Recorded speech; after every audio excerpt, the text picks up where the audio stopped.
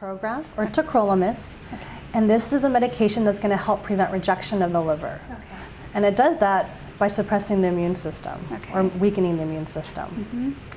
Now, the best way to take this medication is to have no food or other medications 1 hour before or after taking the Prograf. Okay. And it is given twice a day, 12 hours apart. Okay.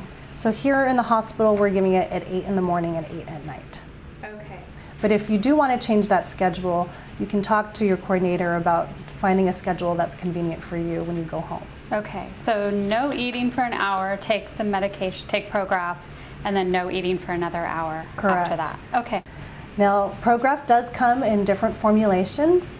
It comes as a 5 milligram capsule, a 1 milligram capsule, and a 0.5 milligram capsule. Okay. And if your child needs a liquid form, it does come as a special compounded suspension that you can also use that needs to be shaken well and kept at room temperature.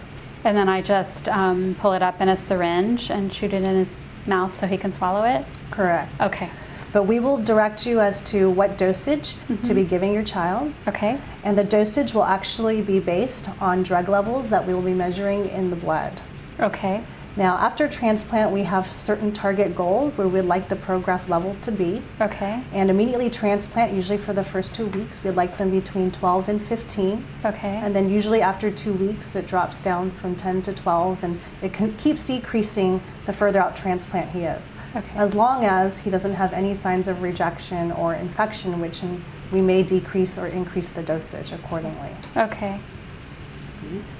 Now, Prograf does have drug interactions with other medications as well as other food items.